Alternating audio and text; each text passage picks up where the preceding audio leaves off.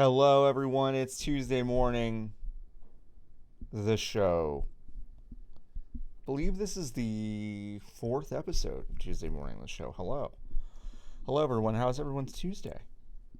I'm your host, John Warren, and it's Tuesday morning.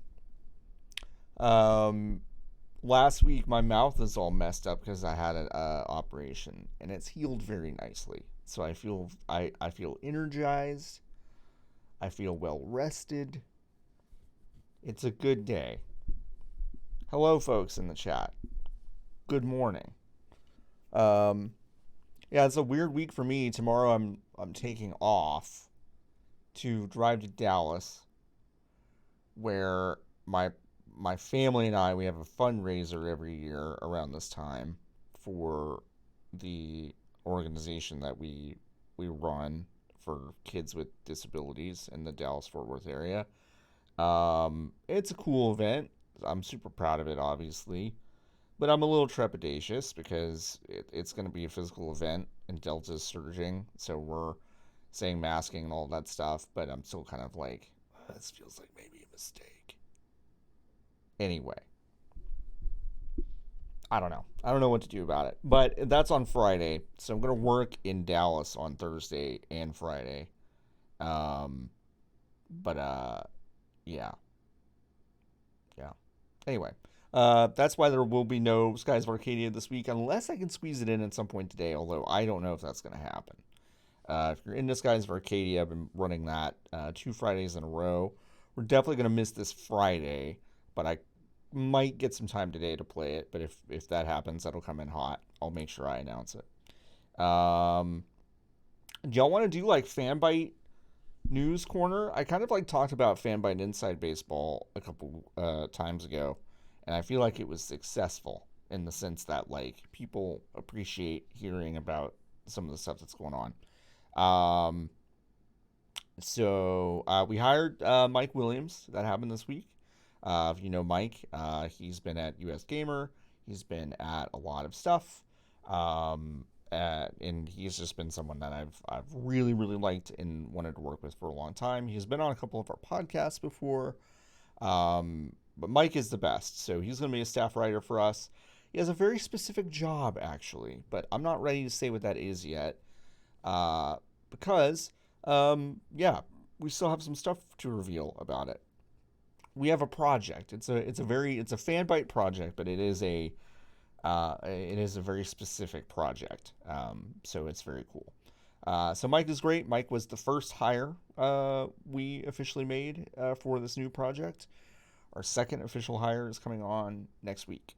So that's super exciting too. We also have some other folks joining us um, in September. So this is yeah, pretty big push for us, and we're um, a lot of people are making jokes online about how Fanbyte's scooping up all the talent.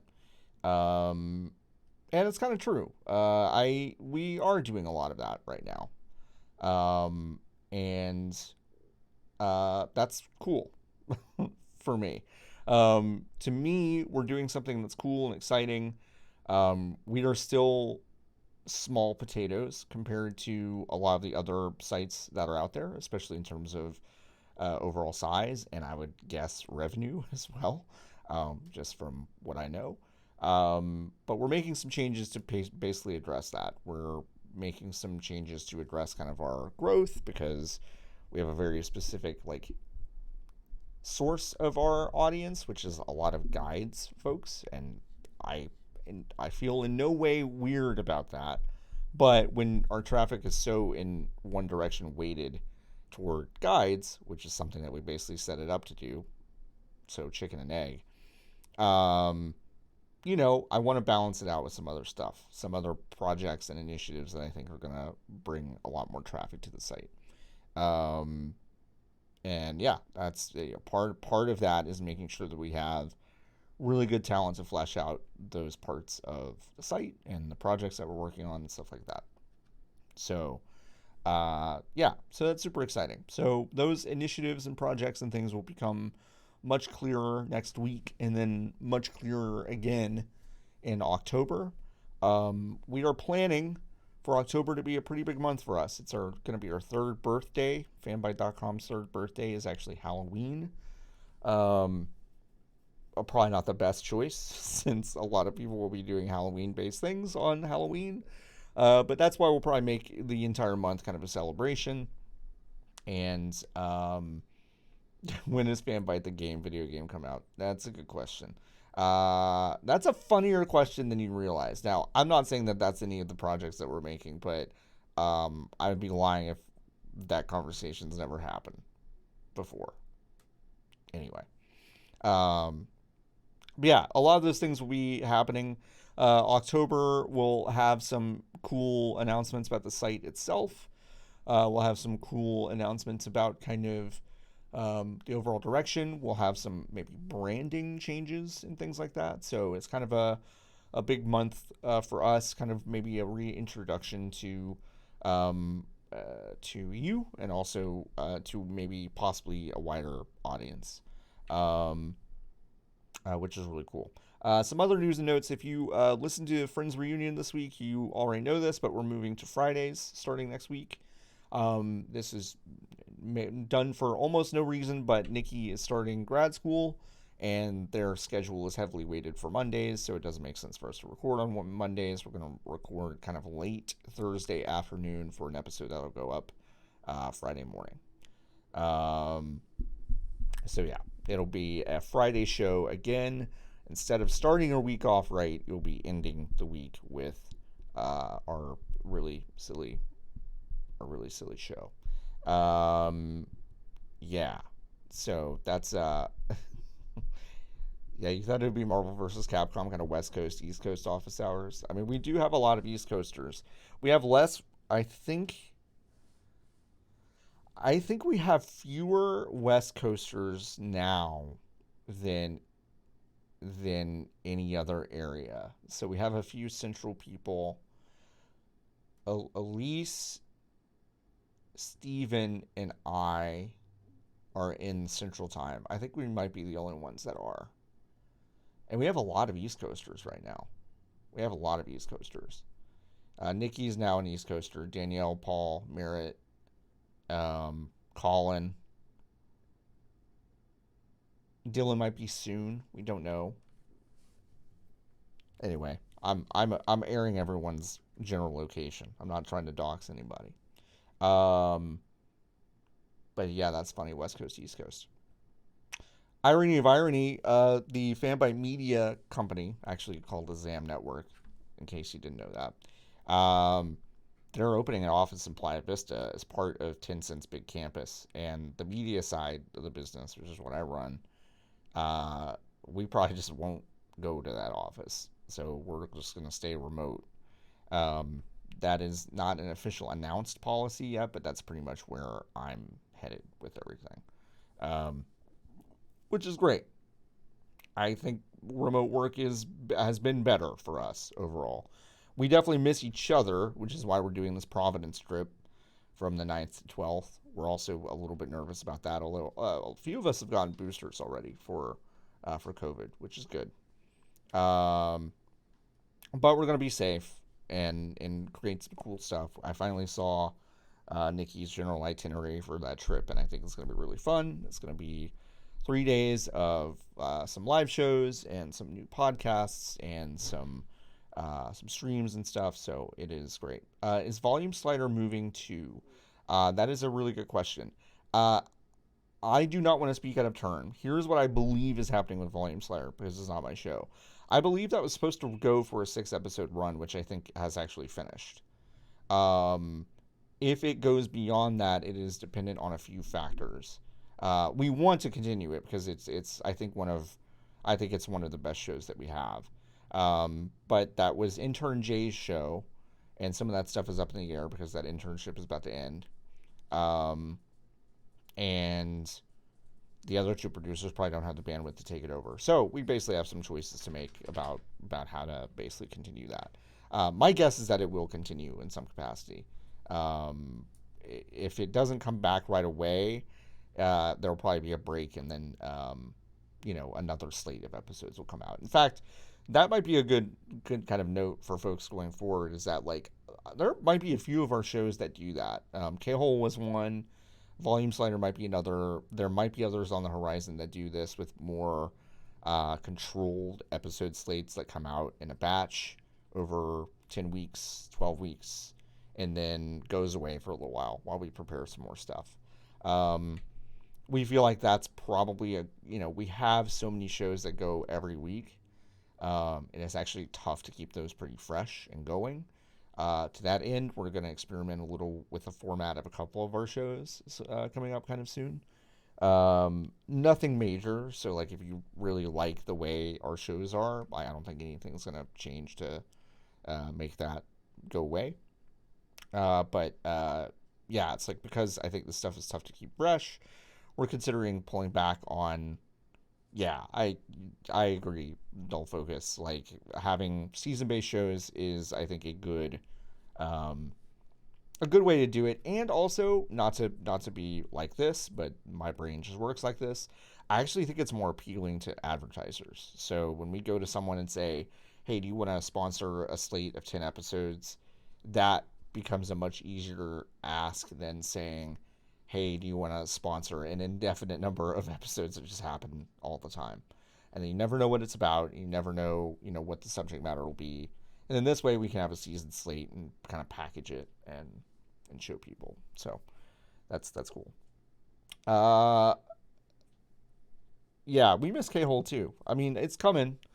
Um, it's coming. I can't say anything else about that, but because they're keeping a lot of stuff tight, which I respect deeply. But from what I've heard, I'm very excited about K Hole season 2. Do you think we would ever support a sub-based thing like Dull Focus? Do you think we'd ever do a sub-based thing like Waypoint Plus? That's a really good question. Um, I am someone that believes that the ad-based model for everything is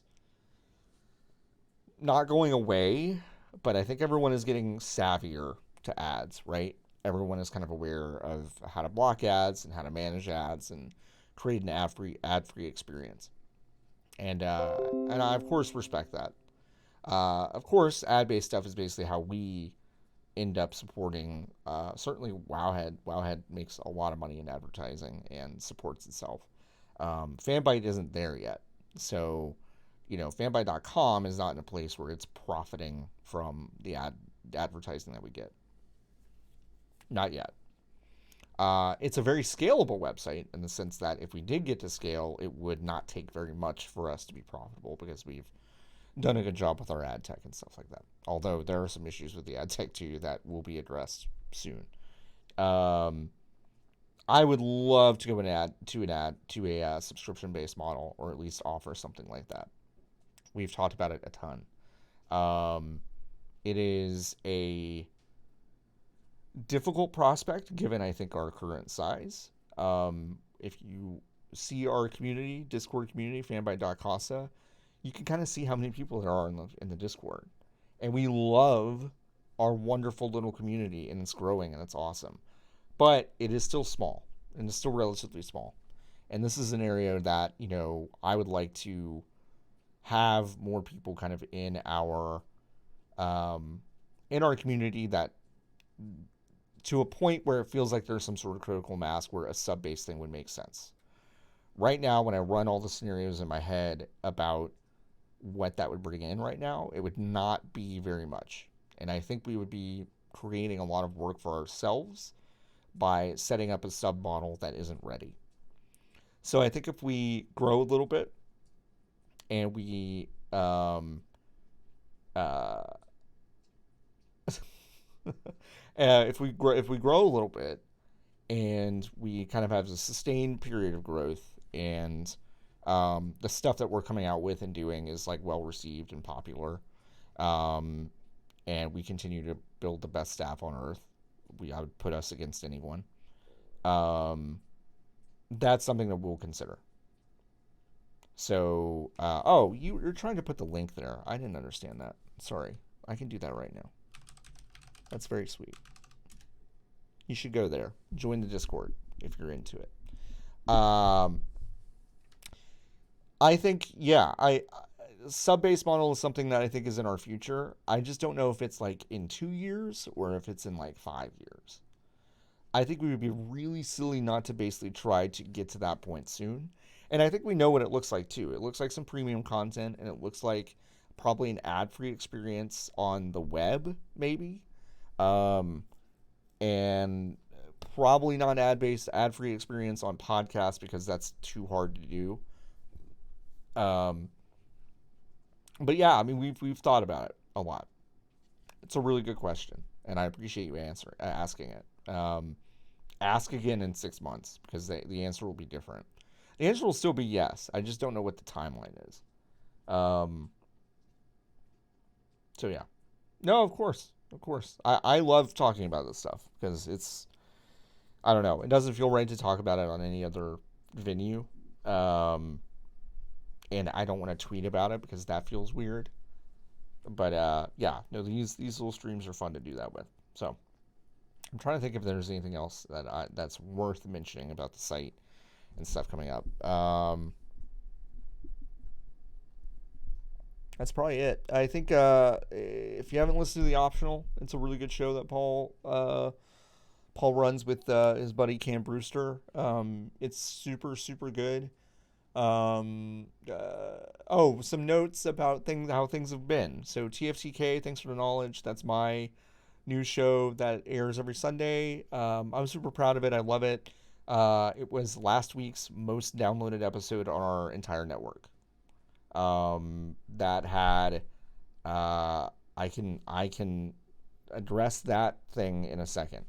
Um, uh, it's amazing that TFTK was the most downloaded episode across the network last week, and it was totally on the back of Ken Shepard's amazing interview with Hallie Gross from The Last of Us 2. So that was a huge success. We did see an uptick of episode downloads from this past week as well, so it was good. Obviously, a big drop off, but I'm super happy that that show is, I think, finally finding some footing. That's a tough show to put together. I think it is one of those things that like I love doing it, but it's it's probably the most work I do every week. And I think it could be a lot better.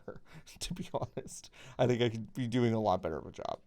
So it's one of those things that like I love doing it. I hope at some point I turn the corner and it gets easier to do, and I get better at it at the same time.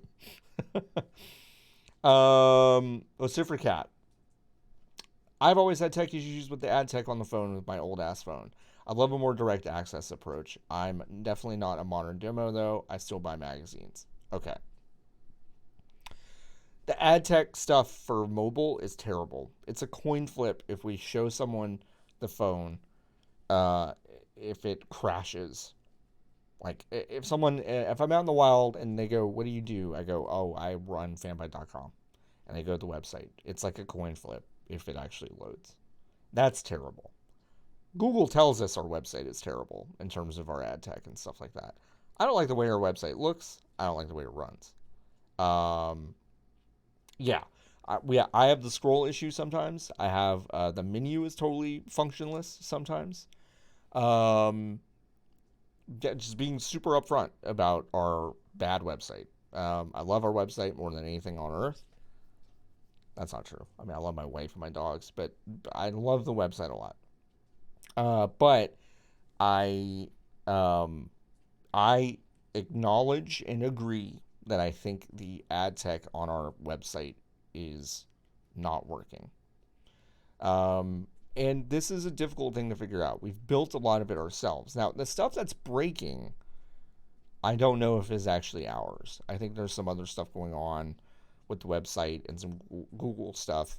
And also, it depends on what browser you're using. So there's some stuff that's a little hard to pin down. But we're doing a lot of audits and a lot of changes between now and late October that should end up getting us a smoother experience. If you are someone that notices that the site loads faster now, it should load faster on mobile, especially. We've done some stuff to basically optimize that, where Google was telling us that like, hey, it's taking like 15 seconds to load like basic stuff on your website, And it had told us that forever. But we finally kind of had the resources to basically look into that stuff, and that's what happened.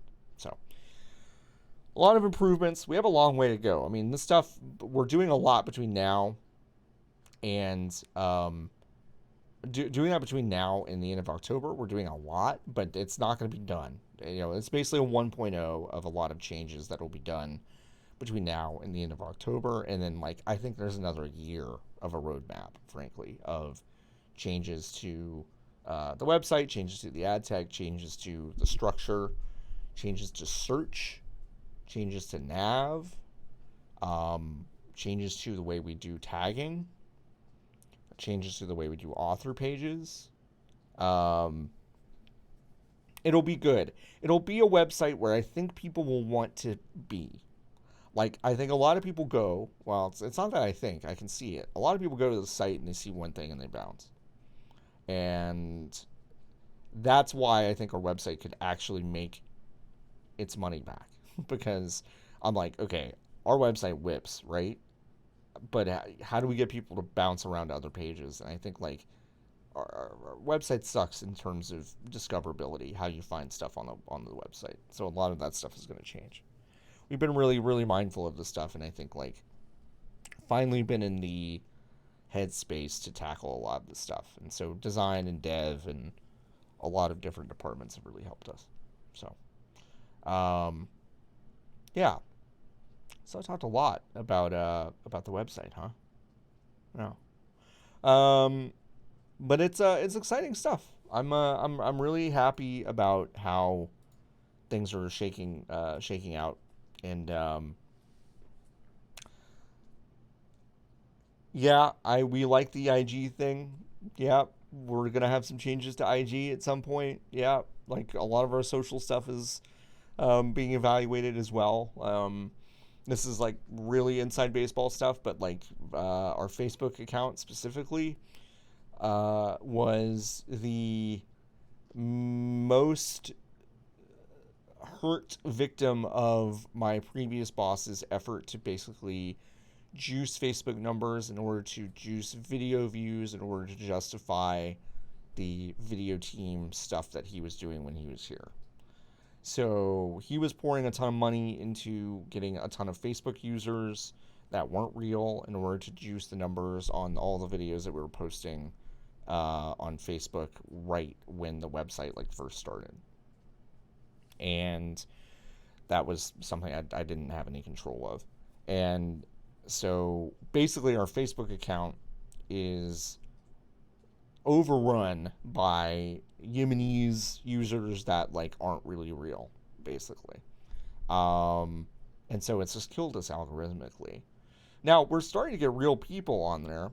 The good news is that they're real people that are now commenting. The bad news is that they seem to have come over from Kotaku, so they just have nothing good to say about anything. If you've ever checked out Kotaku's Facebook presence, I mean their social presence everywhere is rotten because people just find them to I don't know, to talk shit about them. But on Facebook especially, it's terrible.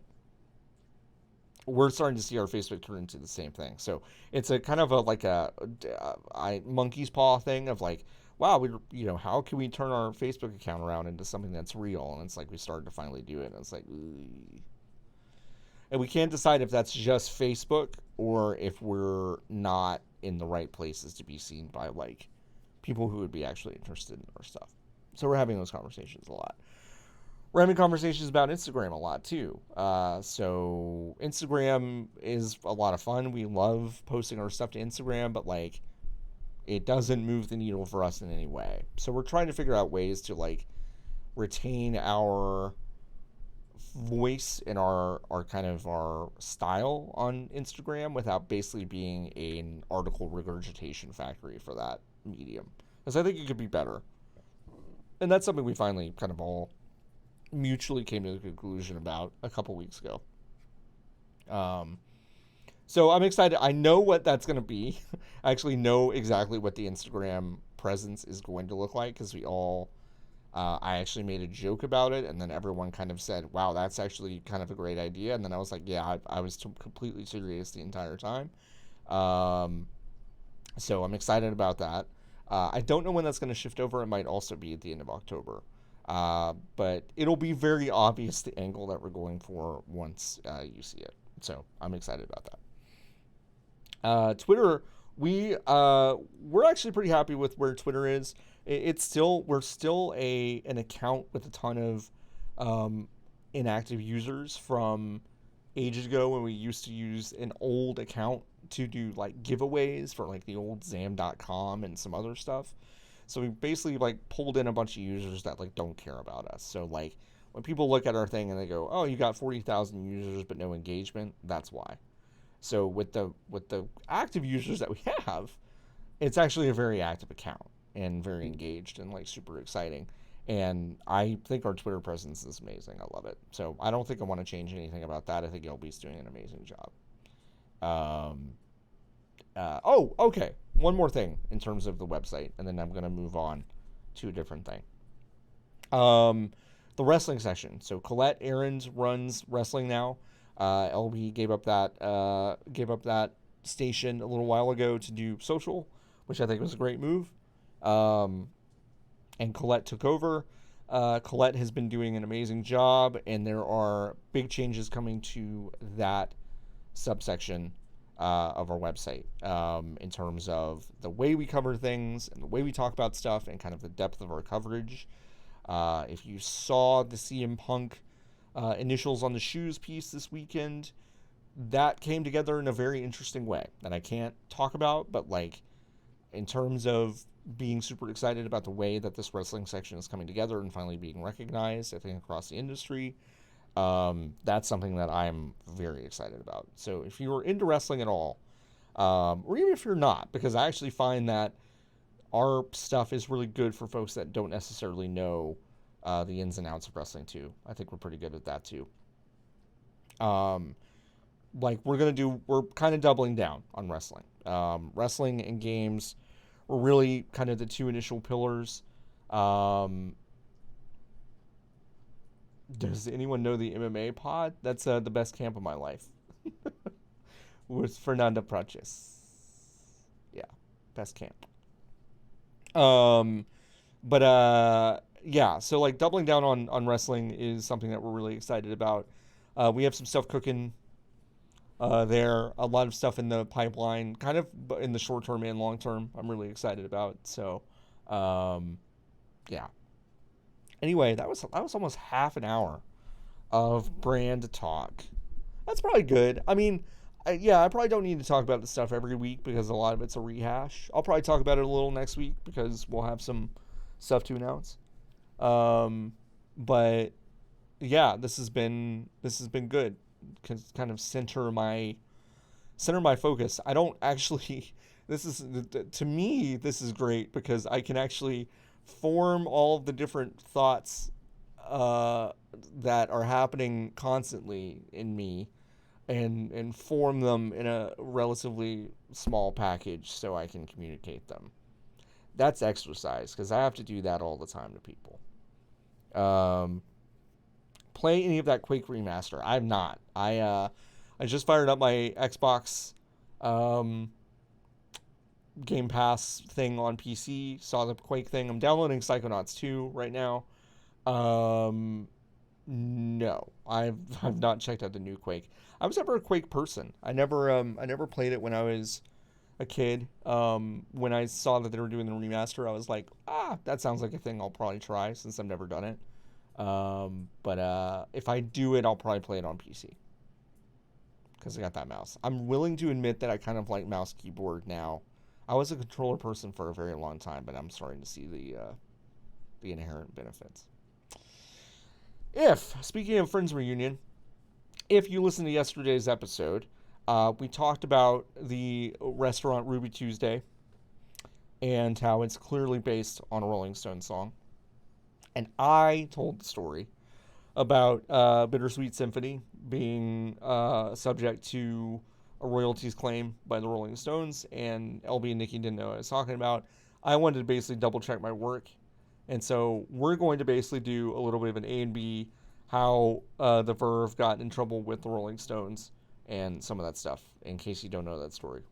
And I'm not going to do it at all using actual music because I would get in trouble. I definitely can't. I can't listen to Bittersweet Symphony on this stream, of course. I definitely can't listen to any Rolling Stones song.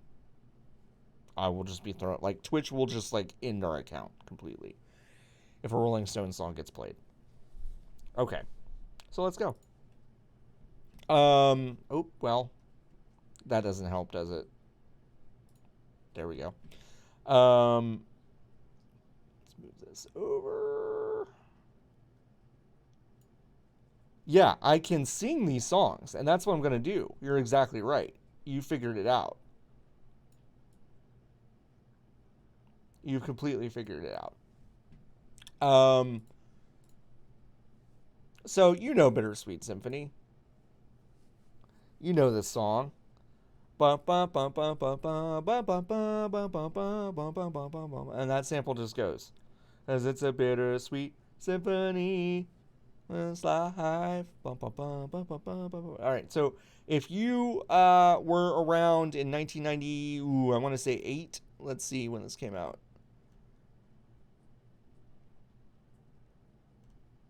Oh, wow. It's right here in the thing, too. Writers Mick Jagger, Richard Ashcroft. Now, Richard Ashcroft is the Verve guy, and Keith Richards. so, so Keith Richards and yeah, Keith Richards and I don't know how I fucked up this thing so bad. There we go. That's better. Now it's not. Now it's not overlapping. Um, okay, so let's tell that story about how that happened. If you've heard the song, I think it's a great song. I think the song still really rules. I think his video still really rules. As he's a dickhead and he like bumps into people, and some of them are mad and some of them don't care. I actually think this is a very good music video. I think this is a really good song. In fact, I still really like this album. Actually, this entire album's pretty good. And it was kind of a different flavor of that Brit pop rock that was coming out in the late '90s, and I liked it. Um, I liked it quite a bit. But so he got in trouble because that sample, that orchestral sample, no one in 1998 or whatever knew this because they were probably too young or didn't care. But that was a sample from a recording of the song "The Last Time" by the Rolling Stones. Now, "The Last Time" was one of, if not the first hit that the Rolling Stones had that was written by them. Okay, so, hey, what's up? What's up, Automatic Gold? Birthday rent fundraiser. I will check that out after the stream. Um, but yeah, The Last Time was the Rolling Stones' first big single, I believe, that was written by them. So if you don't know the history of the Rolling Stones basically, and I'm just gonna be blunt about it. There were a group of white rock kids doing covers of black music. So they were covering blues writers, blues musicians. They were covering black music and being very successful doing it. And I am a big Rolling Stones apologist, but I have to be upfront about that. They basically just like stole a bunch of, didn't steal it, but they covered a bunch of black people music, and that they got famous doing it, and that's essentially their legacy. And they were worse at it too. Like, they weren't doing better. This was all really bluesy standard stuff that they were covering and getting away with. The story goes that Mick Jagger heard the Beatles performing and actually performing their own songs, and Mick Jagger says, this is what he said to a few people in interviews, that he was like, we're never going to make it if we don't start writing our own stuff. And they're probably right, because you could only get away with that stolen valor shit for so long. Anyway, The Last Time was a good song. The song itself, hilariously, was actually inspired by the Staple Singers, which is, can you believe it, a group of black musicians. But they changed the song enough to basically make it their own. They're still basically considered to be the songwriters of The Last Time. Um, so that's amazing. The song that they are known for writing, because they've been credited by it, Jagger Richards, they basically said, all right, we're going to take this other thing that was also a piece of music written by black musicians, and we're going to basically cover it, but change it enough so we can call it our own. Fair use or whatever. I don't know. But the last time came out in January. No, sorry, February 1965. Okay. And this is the interesting thing. So, there was a recording of the Andrew Oldham Orchestra, which was Andrew Oldham was basically the original manager and producer of the Rolling Stones, and there was a session musician thing that they had where they were covering some of the Rolling Stones stuff, and they covered "This Is the Last Time." So I'm going to attempt to sing some of the last time, so you know where that's coming from. Well, I told you once and I told you twice, but you never did listen to my advice. So it's like, ba ba ba ba ba ba, and you can kind of hear it. So when they orchestrated, it was like ba ba ba ba ba ba ba ba ba ba ba ba.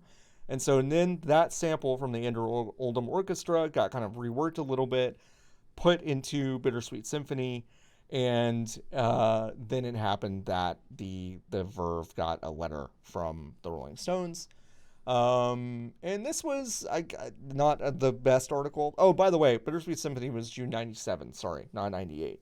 I remember it being 98 because I was in Argentina at the time when I was living there. And this song, all their music was probably about 6 months behind. So this was a big deal in 98 in Argentina. I should have figured it came out in 97. Anyway. Um, but, uh, where is it? How did this happen? Um, so yeah, the Stones initially agreed to basically a settlement of 50% of royalties. But then it happened that like they looked into the matter itself, and they actually and Richard Ashcroft used like a ton of that sample. Like they used more of it than I think even they could really hear. So they had to do all the songwriting royalties. They had to give them up to the Rolling Stones. And Jagger and Richards were added to the songwriting credits, which is wild. Um, Now, if I believe, yeah, that's right.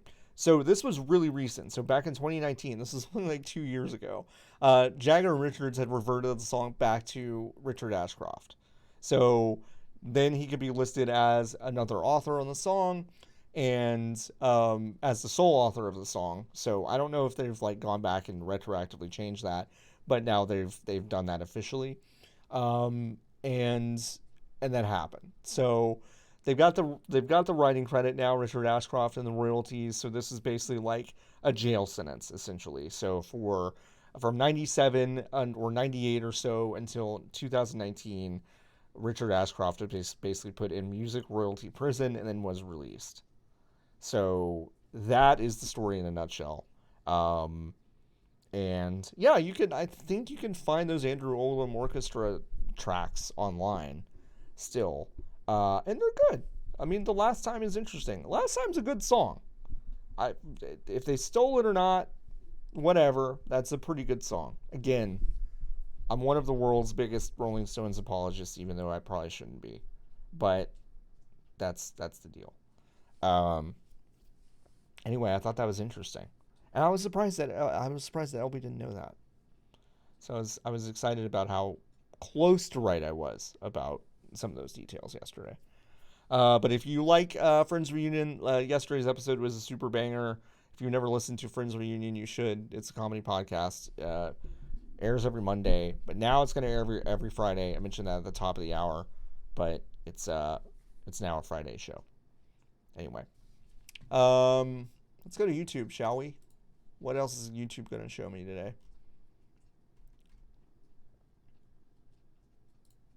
I can't show y'all music videos. This is just not fair.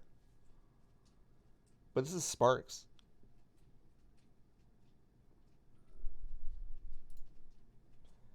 Yeah, no, you're right. Like I think like the Rolling Stones coming in and basically saying that we should own all the royalties to the song is bogus. Like, it's total horseshit. But I also think, like, yeah, Richard Ashcroft probably just should have made a phone call. I don't know if he did. I don't know what happened there.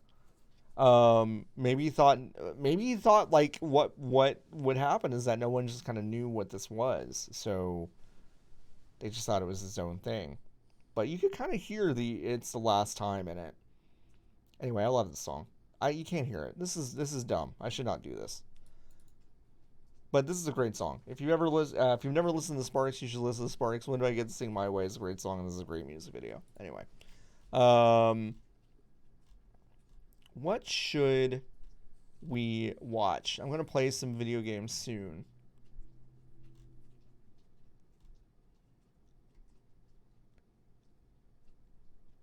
You know what? I could probably play this live performance.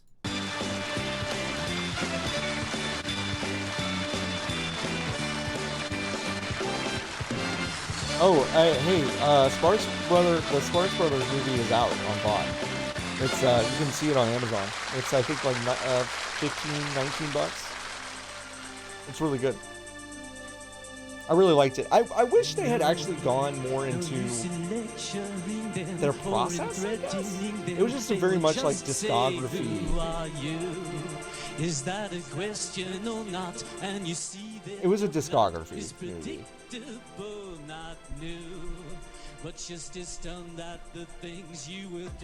I love that they got this drummer for this album, and she wasn't a drummer. She was working the makeup counter at a department store. And the Sparks Brothers just liked the way she looked and kind of trained her to do this like drum work on the album. And it's not available in Canada. That sucks. VPN, baby, get that VPN. I don't know. That's a pain in the butt. But yeah, I don't know. I just I like this. I like the song. I like that story. Oh, did you not know that story? Yeah, it's amazing. Her name for some fucking reason is escaping me right now. I'm gonna look it up. Oops. Nope. Not. You don't need to see my Skies of Arcadia game facts. What was the name?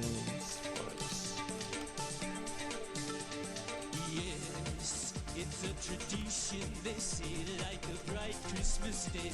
Traditions must go on. Oh yeah, Christy Hayden. That's her name. Yeah, so Christy Hayden was like working the makeup counter at a department store. They liked her look. She's obviously beautiful, but she's also this cool. She's like a filmmaker, and they did this drum work stuff with her, and yeah, I don't know. I thought that was kind of cool. And they kind of did that a lot. Where they were like, okay, we have this vibe for an album, so we're just gonna like change the lineup of our bands to kind of fit that vibe. And I appreciated that. If you watch the documentary, they were very much tied to like a specific group of musicians for a while. Before some record managers and they themselves kind of decided, like, okay, we're obviously the main part of this act, these two brothers. I love Ron Mael. Ron Mael's amazing. He's gonna do his dance. I love his dancing. He's got a little bit of like David Byrne in him, but like it's weirder though. Oh, there's his dance. That's the Ron Mael dance. I love that. It's amazing.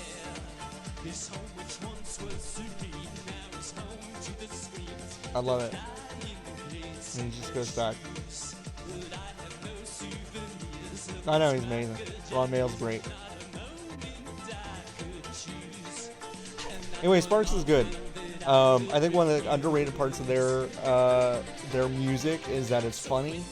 I think Weird Al was in the documentary itself talking about how like comedy often kind of delegitimizes music in a lot of people's eyes, which is unfair to him, obviously. But he just, he gave them a big compliment, which is saying he's one of the funniest songwriters in the world, Ron Mael. And yeah, I agree. I mean, their songs are really funny. when you listen to them. When you listen to them, I can imagine that when you listen to a song. Um, yeah, I think that's true. I think it's true. It's kind of the same that they do that with movies. It's true. Yeah, I think that's true. I do. I think that is true. Um, yeah, I don't know why. I don't know why I showed y'all Sparks, but Sparks is great. Y'all should watch that documentary if you can. Again, I was a little disappointed in it, to be totally honest. I think it like could have gone in some places that it didn't, but um, it was good. It was good shit. Good shit for the most part. Let's play video games, huh?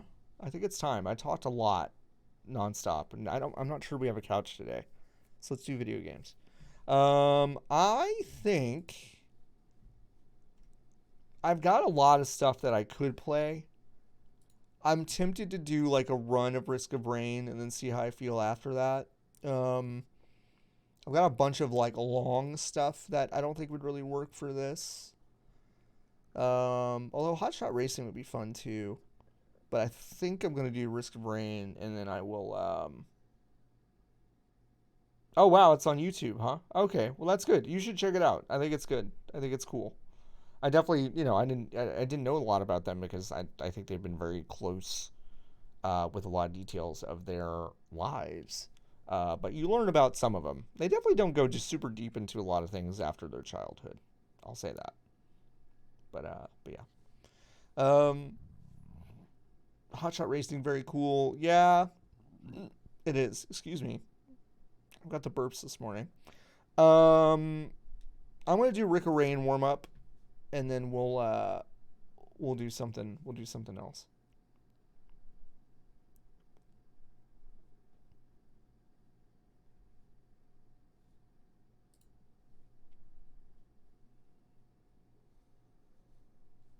And we'll have to figure out if I should probably window this actually. No, I should probably turn the mixer down a little bit for Risk of Rain. There we go. I mean, listen, the music is great in Risk of Rain, but I don't want to drown. I don't want to drown everything out.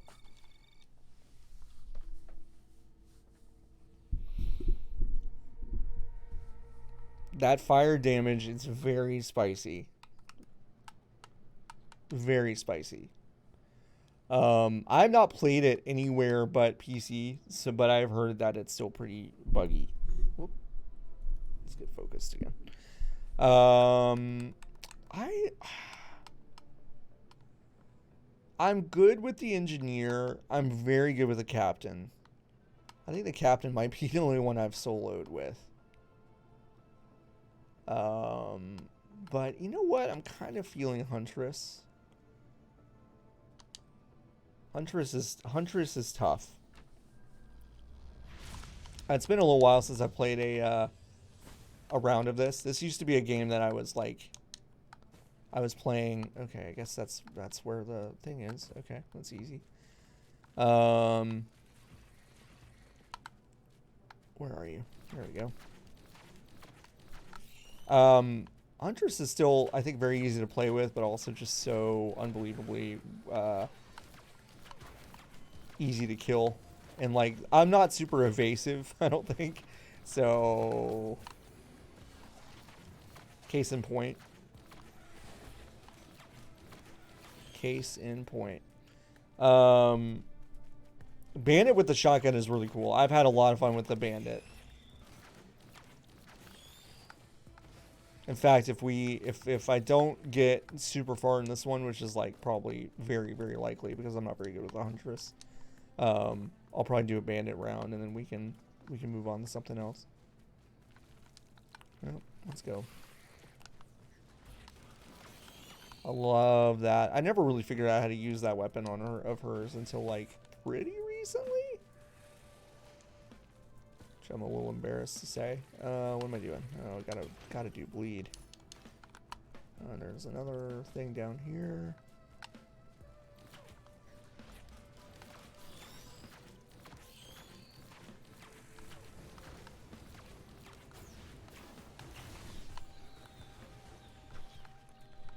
Crowbar. You know what? I probably need some defense, huh?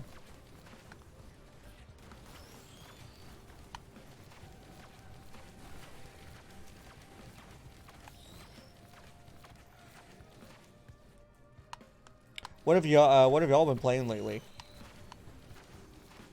I know Steven just got into Wildermyth, which is like another game that like, maybe I'll just like play another couple of like campaigns of those. Not campaigns, but little rounds of those, of that game. Because I haven't gone back to it since I think the first episode of the show.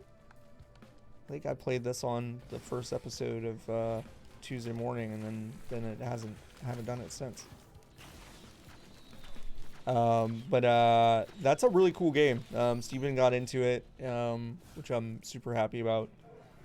Okay. I'll take it. Oh, this is the black hole thing.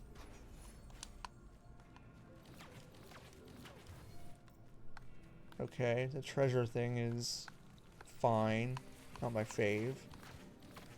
I'll take it. Oh, I need a health bot. That's good. Let's go.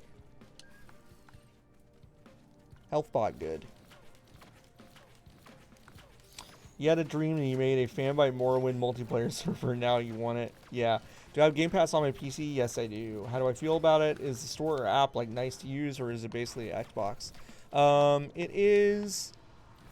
Yeah, it's kind of all of the above, I guess. It's like pretty easy to use. It's like, I mean, the cool thing about the Xbox stuff is that a lot of those games are play anywhere distinction, so it'll like carry over to your Xbox.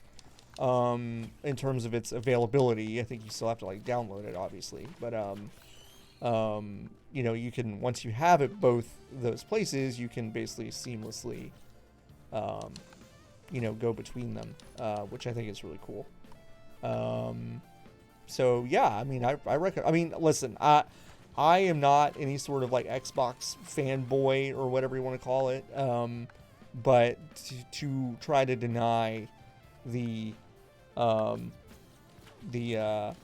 benefits of Xbox Game Pass would be absolutely ridiculous. I mean, I still am very hesitant, to be clear, very hesitant about like just the general never owning anything aspect of this.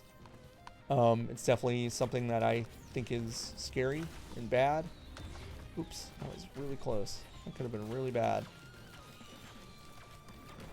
Alright, there we go. Now I've got enough for that. And then some. Where was that? It was over here. I could sure use an additional... Well, I can't. I don't think I'll get an additional dash, actually. I don't know why I said that. But yeah, like, I think Michael Hyam was the one that was talking about this. But yeah, right now, Xbox Game Pass feels like a browsing tool more than anything else. Like being able to just like go through a library. But as Imran alluded to in another tweet, I've never felt more kind of generally paralyzed by choice as a game player before. Obviously, that's like a very like specific problem to have, and like, you know, I'm happy to have it in a way. But how much is that? Oh, treasure. Good. Now I can get all this stuff. But like it's a very powerful tool. It's a cool discovery tool, and I've definitely played and downloaded some stuff that I wouldn't normally do. I've even contemplated playing Final Fantasy 15 again, giving that a shot, because I believe I've like lost the disc for PS3 that I had, or PS4. But I you know, I could get it on I probably won't, because I think that game is bad, but there we go. Yeah, I mean, I don't get the sense that Phil Spencer and that crew are going to immediately drop the format. I really don't. I do get the sense that they are really committed to the way that this is. Like, I still have no idea if they're like making enough money. I still have no idea if it like makes sense to their bottom line, but they are seemingly very committed to it, and I'm like, I definitely respect that. But yeah, I'm still, they're still a business. They're still a really big business, and I have no reason to, really, no reason to assume that they will keep things the way they are forever. They will probably at some point decide that this is not making them the kind of money that they want, and then they may switch to a different model. But I think that's very far away if they ever do that. So have to be. Ooh, man, this is a murderer's row. More shield, more bleeding, or speed. I've already got speed. I think I need bleeding. Well, that hurt. All right, let's go. This is the moment of truth, I think.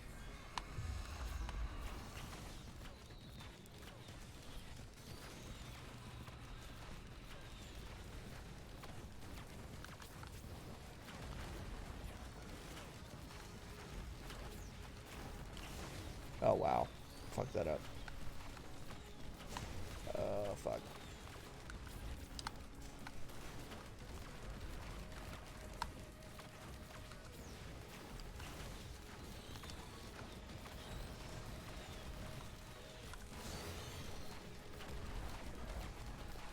Okay.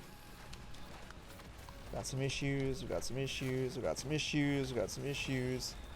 Got some issues.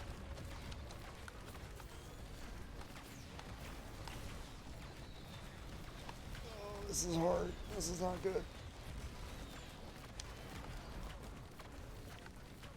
This is the problem.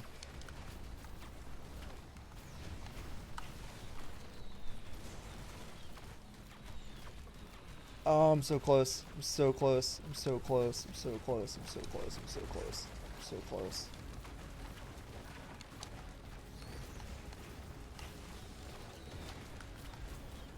Okay, there we go.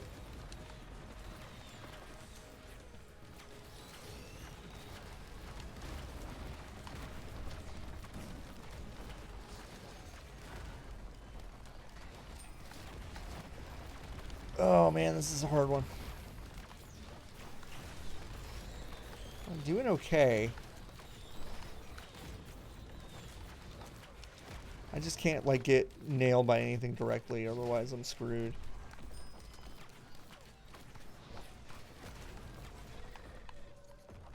Wow. Woo! That was a big fight. Am I missing any treasure? Is that treasure? No. Wow, that was a good fight. Oh, I don't know why the thing got reset. Okay, what was I? Where was I? You got a Dreamcast GDEMU a couple months ago and got to play Code Veronica and a bit of Egg. Might start Skies after I watched the second playthrough. Yeah. I also got a Dreamcast modded recently, and it is just sitting on a shelf looking pretty.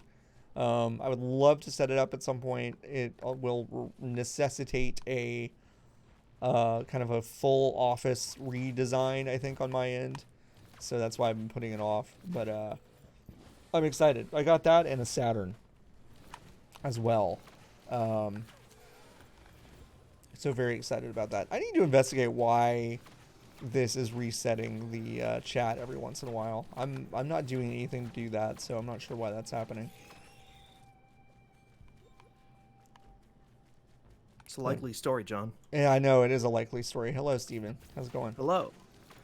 I was very scared this morning. Okay. Well, I'm sorry. Scared's No, not good. no, it's not. But like, I think it's okay. Okay. Last night, What were you scared about? my computer. Oh no! What happened? Last night, as I was playing a game, it would just periodically I could hear the fan spinning up for like God. 3 seconds every 30 seconds. Yeah. And then this the morning, sound no one wants to hear. no. I think it's like in the top 3 or the bottom 3, I guess, that I never want to hear.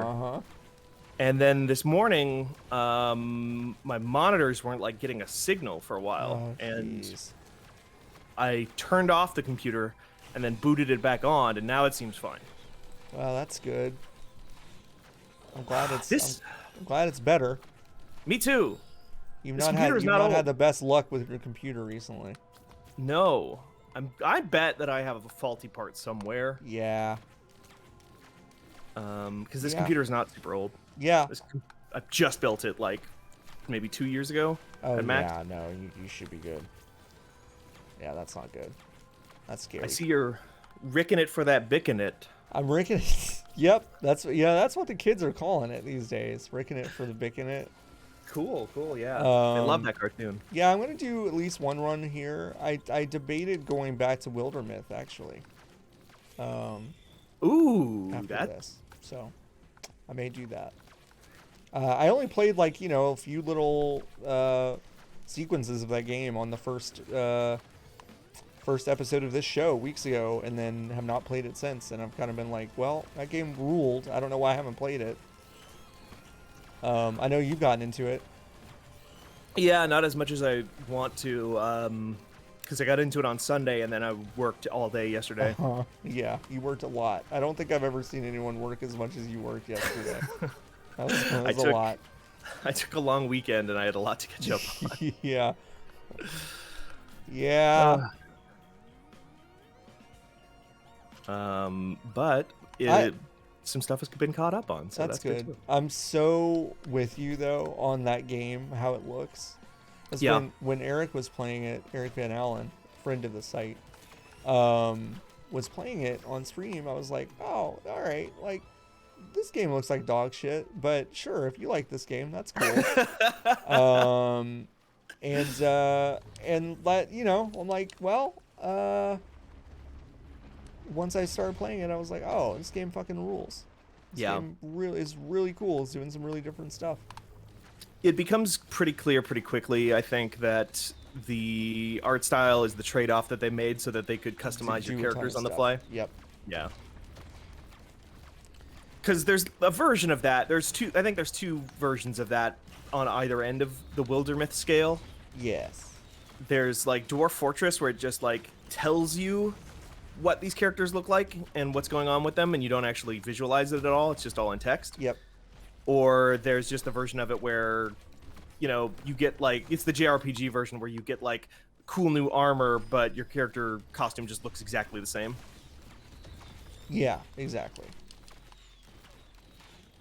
Yeah, I mean, you're right. I think it is a trade-off. I wonder aloud if, like, I don't know. I still wonder if, like, some improvements could be made to the way the game looks. I don't know. That's so rude. But I think you are right, though. I think you are right. That's what they decided to do. Yeah, for sure. Like, if EA really threw their weight behind it, they could do something like this and make it look nicer, but I bet, like, a small team like that probably just has to make that decision. Yeah, I think you're right. What's happening? Dearly Delirious mentions that there's also... I thought this was the case, too, but I hadn't investigated thoroughly enough because I haven't been able to play, that there are more campaigns than just the starting one, and that's very exciting to me. Oh, yeah. Yeah, it goes deep, I've heard, which is pretty cool. Yeah, it's just amazing what it's like at the end of the first time I played it, like one of my companions just like found this ethereal like water mermaid creature and married her like that day. I was like, oh wow, like I don't know, it's just very cool. Yeah. I had a thing where my archer found a rock, and she was like, well, this rules. I need to take this rock, this like little gem, and she plucked it out with a knife, but it like flung out and stuck her in the eye. Oh my god. And it replaced her eye, and she's like, well, it feels weird, but I can still see through it just fine. So I guess that's cool. And then later on, elected to chop off her own hand to feed to a bone robot so that the bone robot could get up and move. And I was like, wait, how are you using a bow? You're an archer. You've only got one hand. And it became clear when I clicked on her that the gem stuff in her eye had grown out through the wound in her arm and formed a crystal arm that could transform into a shield as well. That's just neat. This is so cool. So cool.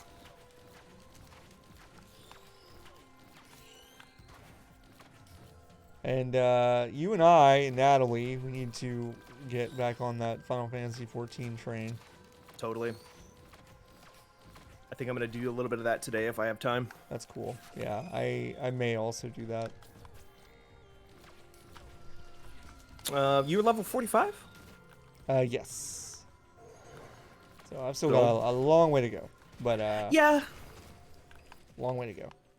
but 45 is you're getting near the end of the 2.0 stuff, I think. Yeah, that's what it feels like. It finally. Some stuff happened in the plot finally that I was like, oh, okay. It feels like we might be coming close to a conclusion here, because like that stuff, even with the stuff that they cut out of it, it's still not. I would not call it breezy. It's not breezy. It's not I think breezy.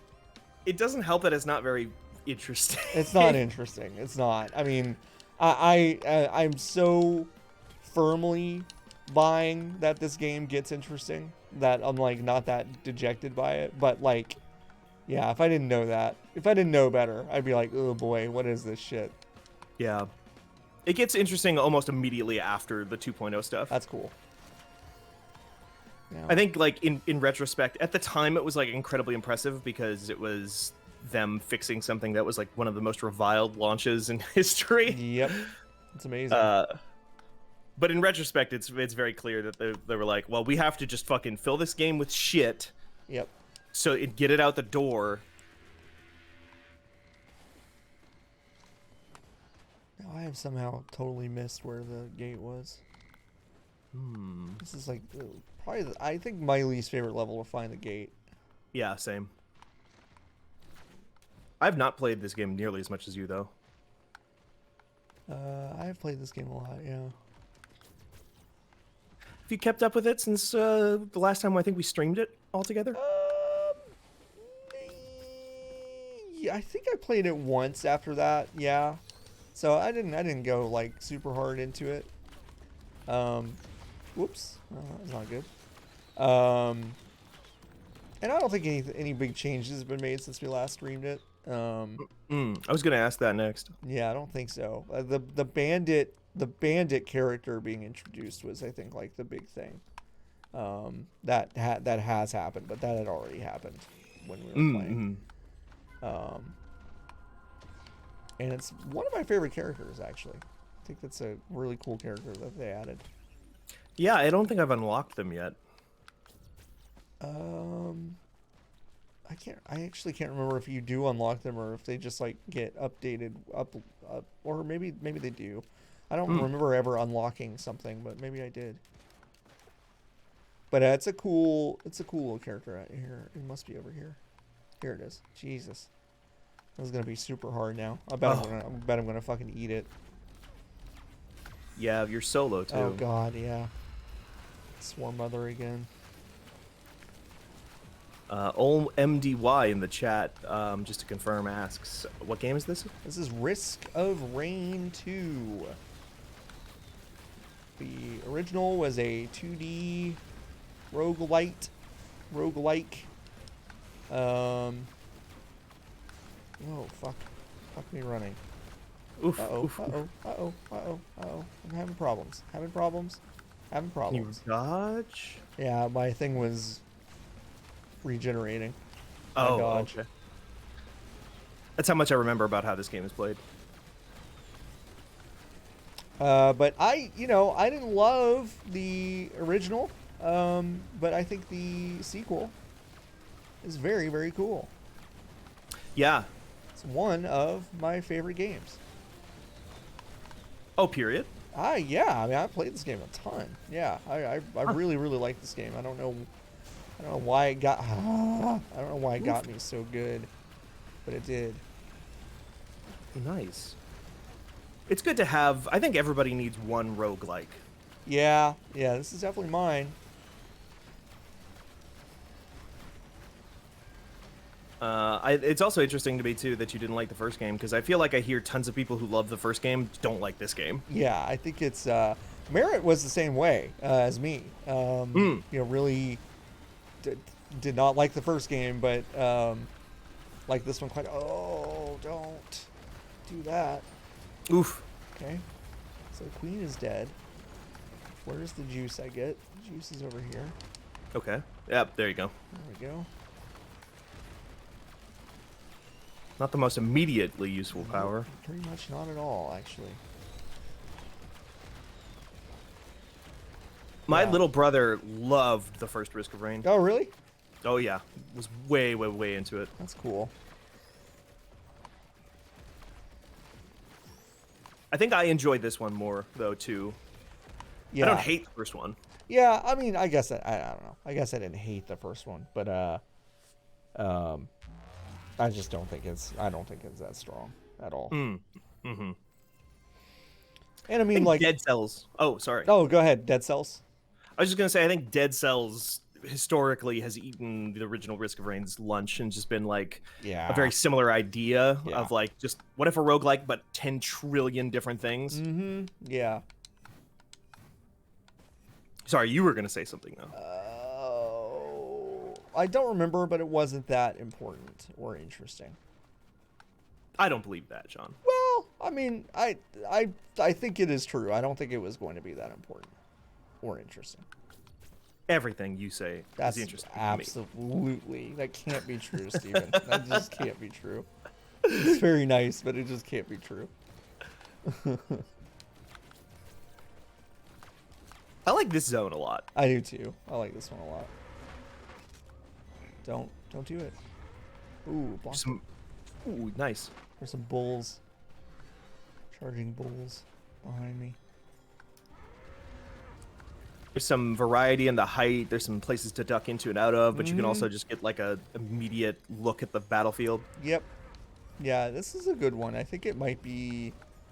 I think it's their strongest one. That the time that we fought the final boss together was the first time I'd ever seen that area, Uh huh. and it's too big. It's too big. They it's so funny to me that they 'cause I think they needed to fix that area because it was so empty. But now it's just so unbelievably large, Yeah, and it's like, okay, well, just get me to the boss fight, please. right. You basically have to play like another campaign of Risk of Rain to get to the boss in the final level. Uh-huh. Yep. Yeah, there just used to be absolutely nothing to do. And like I think it was worth criticizing that game over, but then they were like, okay, we're gonna fucking course correct so wildly that you're gonna hate this area now. I'm like, okay, cool. It would have probably been a much bigger task, especially for a small team. But I think like the better course correction is to just like maybe up the enemy count a little bit, but Yeah. then just like redo the map and just condense it. Yeah, I think like, maybe making it's like it wouldn't have taken that much to make the final zone feel like you had to engage with enemies in some way. Because like I think that was a lot of it. It's just like it just felt it for a long time it just felt like a thing where it was like I am just avoiding enemies to get to the end. Sure. But it's like you could still probably have it be interesting with interesting fights. But you have to go through some of them. But instead, they were just like, oh, you have to do like way more than you've ever done before in this entire fucking video game. Yeah. And it has the added. It's so funny now that I'm thinking about it. I'm like, yeah, I think they actually really fucked this up because it has the added problem of turning a relatively brisk thing into something that is not at all brisk. Like you get to the end of that Right. thing and it almost doubles the playtime. And That that's was- kind of not why I play this game. Like I play it because I know I've got like a very set 45 minutes to an hour of playtime, and if we have this other thing going on, then it's an hour and a half. It's maybe more. It's not that good. That's like a fine line, I feel like not RPGs, roguelikes are having to walk right now. Yeah. Of like being engaging, but also like not like fitting into somebody's life when it's a run-based thing. Right. Merritt also says, "Good morning." Hey, hi. How's it going? Good morning. If y'all missed last night's amazing Morrowind stream, I think the VOD is either up or will be up soon. It is up. It is yeah, up, I got okay. it up immediately. Yeah, it was I don't know, one of the sickest, weirdest things I've ever seen. So you should definitely go check it out. Just full Morrowind sicko mode, which I really appreciated. I not to like give it away because I think everyone should go watch it. But I did like take a break from the stream at one point, and then when I came back, the Morrowind character was wearing Samus Aran's armor and just like flying around, and I was like, so I've missed some stuff. Cool. It was great. It was very good. Shouts out to Merritt for doing the research to find God, that thing in the first place. I'm like, and honestly, shouts to not only that mod but to Morrowind. I did not see that game crash. Did it crash? It did, but it might have been a joke crash. Oh, gotcha. Okay. Because I watched a good hour of it, and I was like, I cannot believe this is holding together. This is amazing. There was one point where instead of resisting arrest, Merritt said, "Okay, take me to jail," and the game crashed immediately when that happened. Oh wow! All right, so that might have been a joke, huh? It might have been a joke. Yeah. That's funny. It was one of the funniest things I've ever watched.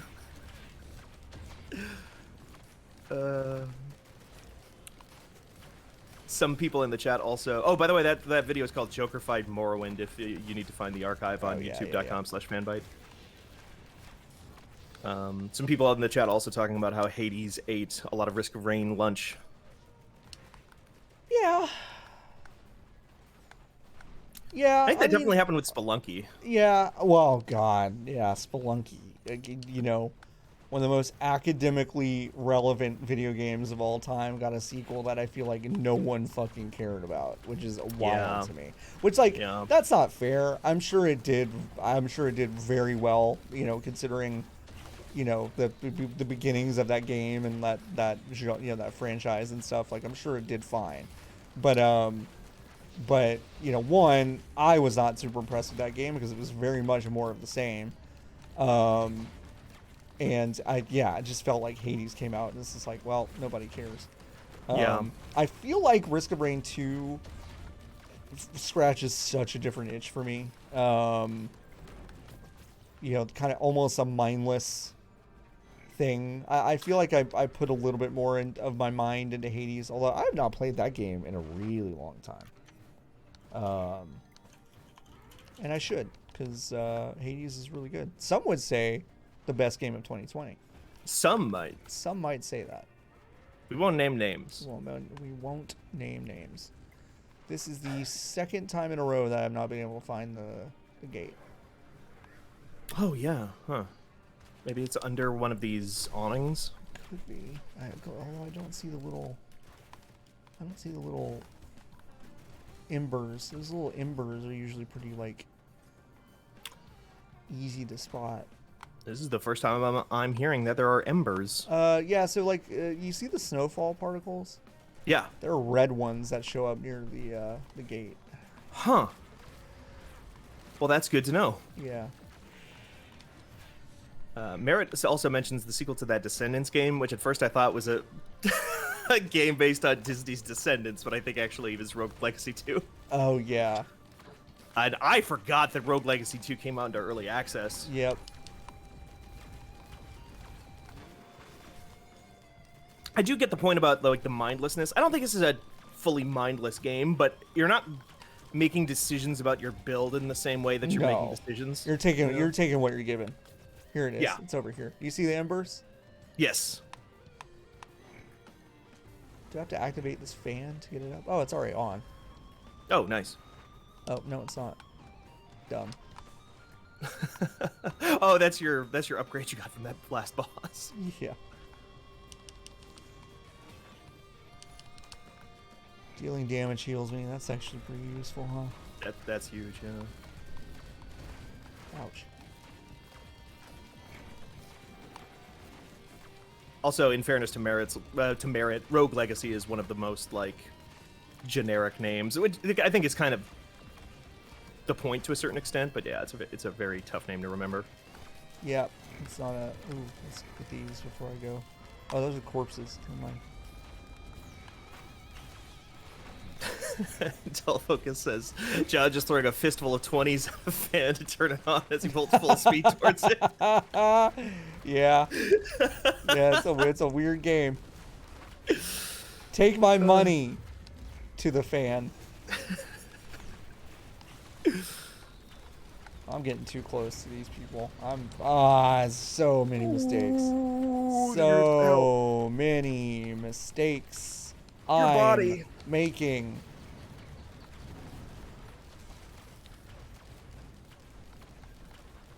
I think one game that really, not to just keep bringing up the I'm good. comparisons. This is good. I think one game that really specifically felt the Hades comparisons, and maybe not always favorably, was Returnal when that came out. Yeah. That was to me, I mean, I get it. Like, I get why we did that for so many games around that time. I'm just like, Yeah. this is like Hades, but it's like, God, Returnal was so different. Returnal was like the most arcadey AAA game that I think has come out in like I don't know, since like Jet Set Radio or something. Right. Like, I mean, it's such a different experience than all that stuff. So, this is not what I want to do. This is not who I want to be right now. You switch classes mid-boss Can fight. I do that? Can I do that? I'm so close to death. So close to death. Well, that's it. I saw it coming toward me, and I was like, what's that? And then it was just too late. It's too late to do anything. Oh, fuck. All right, let me think of what I want to do here. Let's take a look at my library. Ooh. I don't know if you have it, but Roast Beefo brings up a game that I actually do want to see more of, which is another roguelike. Jupiter Hell? Jupiter Hell, yeah. It's the spiritual successor to Doom roguelike, if you've ever heard of that. I haven't. It might not be a John game. It might not be a John game because it's a first-person fuckfest. No, it's a top-down thing, actually. Oh, gotcha. It's like top-down Legend of Grimrock with guns. I mean, that sounds cool. I have not liked the tone I've seen of it. There's actually like a Bubsy style verbosity slider in the game where it's just basically God. Hey, do you want to turn off all the dialogue in this game? Because some people don't like the tone of this game whatsoever. We'll turn off all the talking so you'd never have to hear this idiot say any one-liners. But I have heard very good things about it. But just it's another experience like Wildermyth where I've been so turned off by the tone. Or not even the tone with Wildermyth, but like something about the aesthetic. Well, yeah, I mean, this looks like a bunch of Unity pack-in assets. Yeah. I think this is also... Is this not early access? I thought it was. It says it's a 1.0. Yeah, okay. I'm skeptical. I'm going to think about it.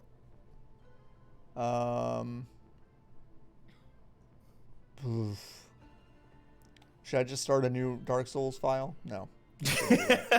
John Souls. Oh, fuck. I think you got enough time to beat a quick run of Trails in the Sky right now. Yeah, just a quick speed run. Trails in the Sky. Could go ahead and do that. That game is so long. I started playing it not that long ago. And it's like even you can just tell it's going to be insanely long. Yeah, it's like 80 hours. Yeah. Have you played any of that Streets of Rage 4 on stream? You know what?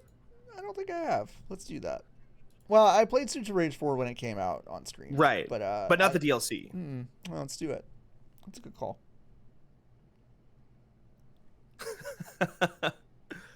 Where it says every JRPG should have the option to fight the final boss immediately, like in Chrono Trigger. Agreed. Let's get this bottom mixer.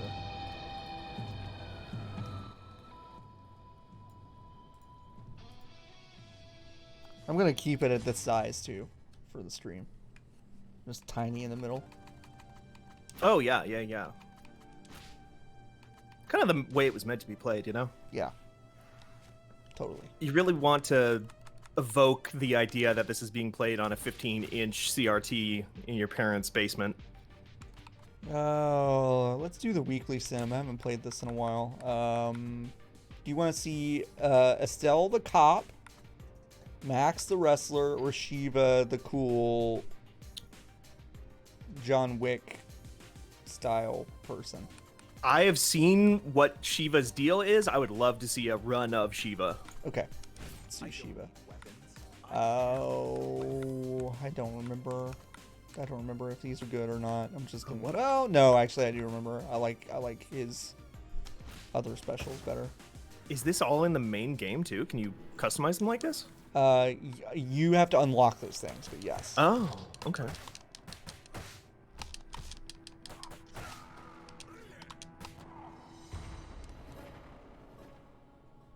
Haven't played this in a few weeks. Damage dealt plus 20 when at full health. That's to see. Oh, random upgrade.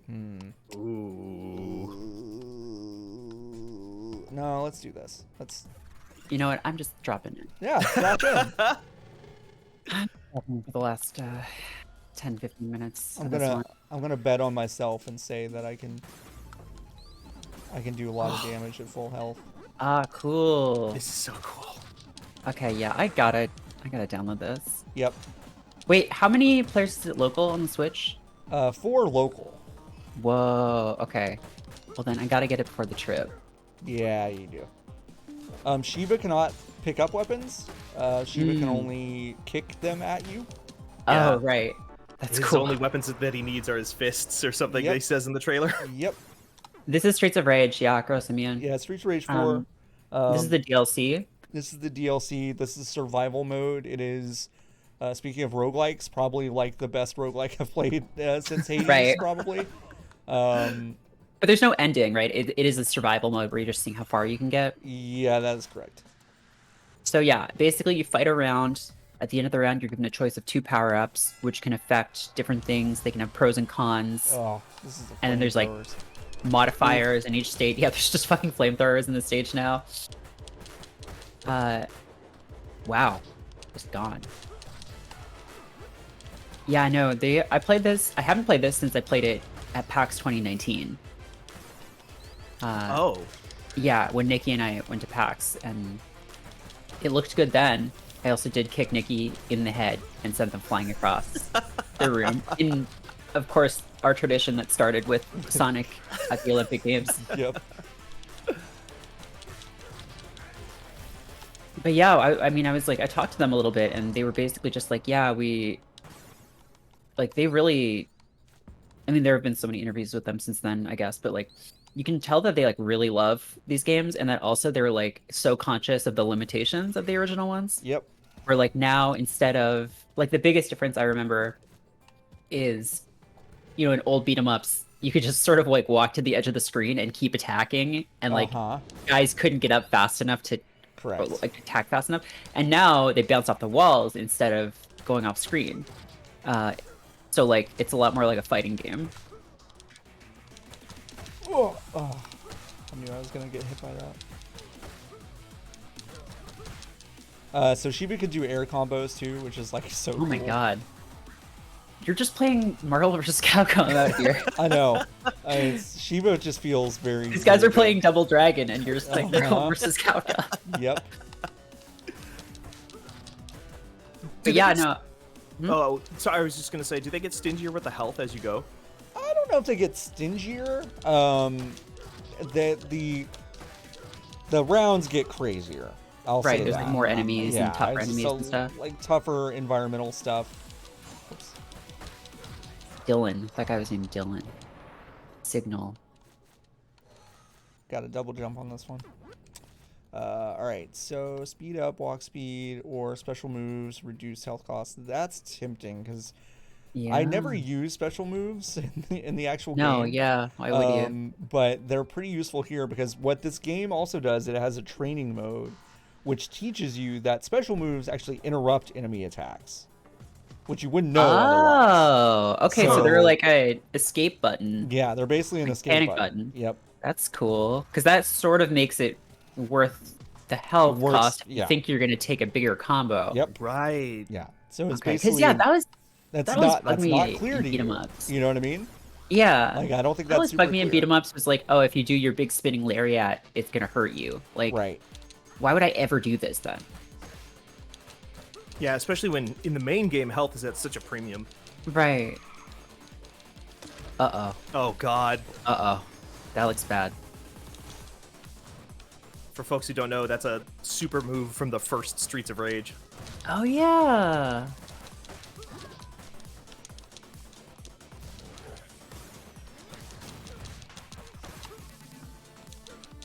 You are also just fighting the police throughout Yeah. all of Streets of Rage 4. Yeah, I mean Right. it's a little bit like more complex than that, unfortunately. Yeah. They're like, oh, they're in the pocket of the gangsters or whatever, and it's like, well, Right. okay. That's not really the vibe of the original game, I would say. The original games were like the cops won't help you. Like use your Yeah. fists, you know, like That's the meme. what is the jalapeno pepper? I've never seen that before. You breathe fire? I hope I can find out. But, I mean, that's what it would do in any other video game. Right. here we go. Oh, yep, it's just fire. That was cool. That was Yeah, amazing. excellent. That was great. Excellent. The only problem about Shiva is, because he can only kick weapons. You can't take any Yeah. of the weapons with you into the next round. Oh, sure, yeah. So that's kind of one of those trade-offs. Fire heavy attacks, that's a really good one. Yeah, let's do that. Ooh. Does that do damage over time? No, it basically creates electricity stuns, poison does damage over time, and fire creates like a little like fire well under the character when they land, which damages everyone. Oh, cool. Oh, that's cool. This is also a French company, but this art style is the like most French-looking beat 'em up I've Uh-huh. ever seen. It's, Yep. Yeah, no, .mu, yeah, they for sure. God. I mean, it's good. It looks good. Yeah, Um, yeah, that's not a slight. I just think Yeah, Oh, yeah, wow, no, that was it that was is- a mistake. like the animation style is so. I need to learn like the influences, like that why it looks like that, but it just it gives me major vibes. What's Yeah. what's on that background on the wall? Who are those people? Yeah, the it's original- the ancient Egyptians just like had this idea of these. No, I mean this is more like Aztec, I guess. yeah. All right, what should I do? Toxic So they're- weapon. Oh, so glass cannon. I'm never gonna take glass cannon because the one time I did, Oh, I like wow. died immediately. But this is like the biggest like bet on yourself Right. thing. So I guess I'll do toxic weapons, even though Shiva doesn't really use weapons. I just don't want glass cannon. I just can't. Yeah, that's always tough. Whoa. Wow. Just the. Now, why is there a big crusher there? Why not? You know. No, what? No, what is that doing? So this Well, is the so- Galaxy Quest beat 'em up. The actual Uh-huh. like story of the survival mode is that it's Dr. Zan from Streets of Rage 3, Oh. basically creating a simulation for you. So like Oh, these are okay. not real places, basically. Okay, so they're just like comical, Yeah. ridiculous. That man just walked up and got his whole Crush. career ended. Oh, a fish. I can throw Oh, there's a blowfish. durian. Oh, the blowfish is poison? Uh-huh. Wow. Oh no, I can do poison weapons. Oh! So I actually can't remember if I can't remember if it's get a random upgrade or fire heavy attacks, and those fire heavy attacks do more. Let's do that. I love Random how could every. could give me glass cannon, which I don't want. That's true. Look at this claymore. Wow. Wow. What the fuck? This is just a Buster Sword. Yeah. Oh, here's a mine I can throw at people.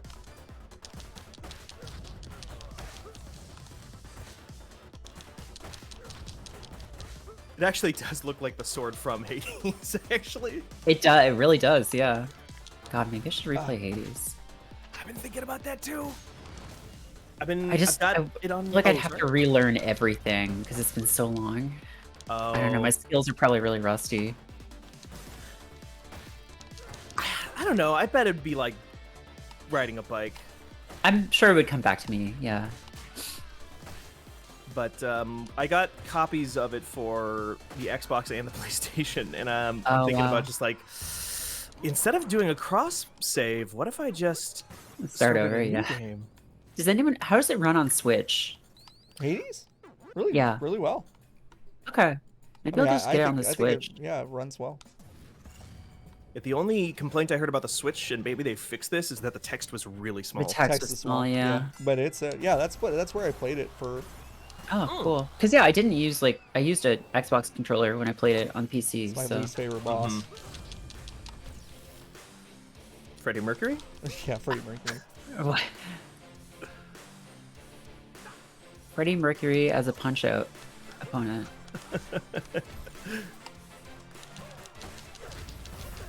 Oh shit. Did you ever play Final Fight? I know, John, you were like a Sega kid. I did. I was like always very jealous of people that got to play Final Fight. I did. I just they're just not as good as Streets of Rage. Like not even remotely. Wow. In my opinion, but it's cool. Like I definitely liked how big like the sprites were. The in sprites that are game. so big. So big. I really liked that. I thought that was cool.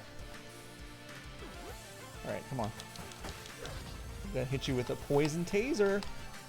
Oh. I love Final Fight just because I'm a mark for Capcom character design. Oh, but that's so satisfying. It's good. Wow, damn. But the first one for the Super Nintendo like wasn't even 2 players. It was busted. It was just like 1 player. Just play your beat 'em up on your own. Also, the chat disappeared. I know it's doing that. It's resetting. I know it came back. Yeah. Yeah. Automatic Gold. It's doing that. I did play Fighting Force for PS1. Yeah, that game was actually. I remember being kind of cool. I don't know if it actually was good. It was one of those things where it was like, oh, it's a 3D beat 'em up. It's gonna be so cool. And then people were like, do we actually not like beat 'em ups anymore? Did y'all play the Die Hard beat 'em up? Hell yes, I did. That game fucking ruled. I really liked that game a lot. That's a game that I only ever played when I was a kid. My family went to this place in Florida. I think we like got a timeshare or like a resort or something that we had like split with another family. And they had this huge arcade full of games that I'd like never seen before, including the X-Men game, the Simpsons. These are all beat 'em ups. And the Die Hard one. And that Die Hard game looked so cool. They also had Virtual On, which was very exciting, even though I could never figure out how to play it. I never played much Virtual On, but the Gundam Versus games are like the modern successor to those. Oh. They're like huge in Japanese arcades, or at least they were. I don't know. That was not. Virtual On was cool. Well, you got through it. Not a great one though. Damage dealt minus 90%. No. I mean, these are like, they're just like, how good are you at this video game? Right. I'm just like, I love this game a lot. I'm pretty good at it, but I just can't. God, it's so cool.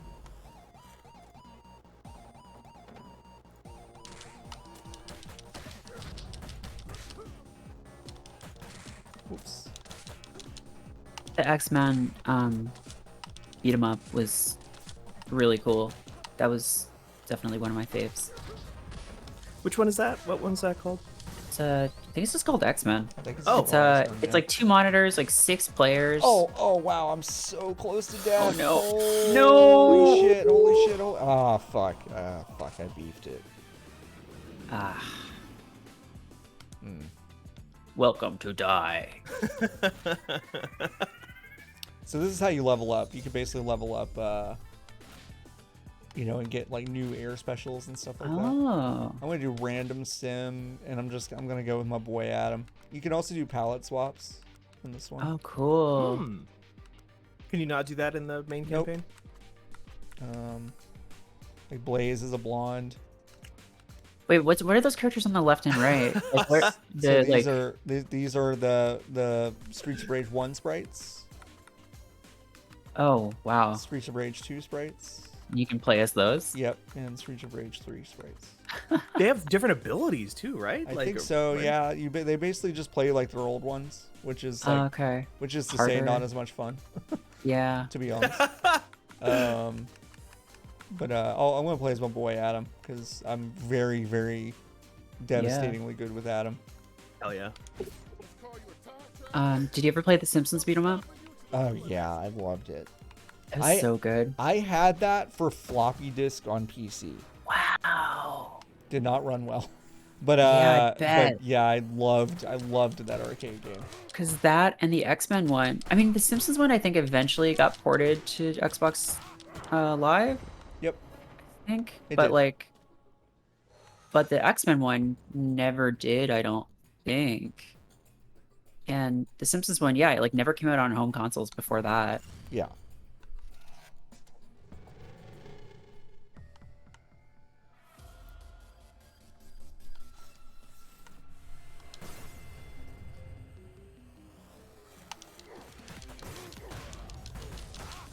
I keep muting myself because I'm typing over here.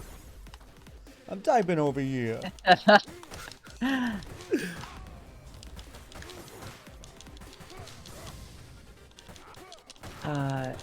There's some weird beat 'em. I've played a bunch of beat 'em ups just because there's a period where like they were my go-to audiobook game. Oh yeah.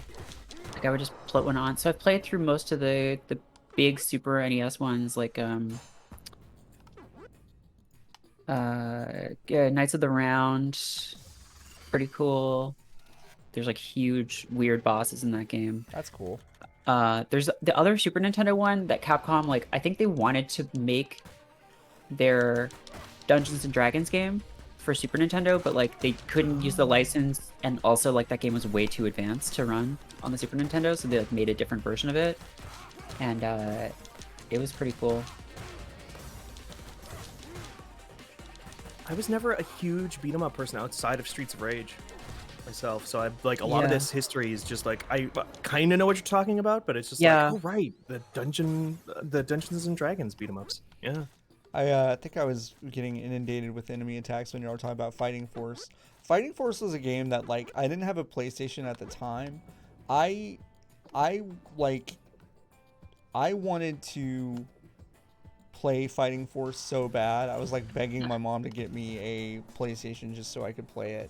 And I think I finally rented one with Fighting Force, and I was like, this game Yeah. isn't very good. I mean, I just don't remember liking it very much. Yeah. It got mixed reviews, I think. Zombie Revenge was cool. I mean, I don't actually know. Dreamcast. I only ever played the demo of it because it was on a demo disc. Yeah. But the cool thing about that game is it was a House of the Dead spin-off, Yep. and you'd Really? get guns. Yeah. You'd get guns, but like the way they worked, like you wouldn't have to actually aim because it was a beat 'em up. But basically you'd like focus on like a target, and like you'd get these like little crosshairs, and you have to wait until they like matched up and then pull the trigger to get a headshot and kill the zombie. It was very House of the Dead, I will say that. Yeah, the voice acting is like historically terrible, which is great. I think it featured heavily in that worst that voice thing. acting of all time you Yep. played. Oh Yep. yeah. It did. We played House of the Dead 4 was like one of the 3 games we cared about at the movie theater near where I grew up. Yeah. So it was just like a perennial mall game for us. So, Grossimian mentions the Spider-Man beat 'em up game with Carnage, which I think is Maximum Carnage. Fun fact about that game: it was published by LJN, and it's one of the only playable LJN games to exist. Like, it's a solid beat 'em up. It's totally fine. Whereas pretty much everything they put out on the NES and Super Nintendo was like a nightmare. Huh. Also, it features unlicensed use of Black Sabbath music. That's amazing. There's just the Mob Rules is just one of the boss sound like songs, and they're just like, yeah, we'll just use this. It's fine. Oh, Miss Y. She's like one of the final bosses, right? Yep.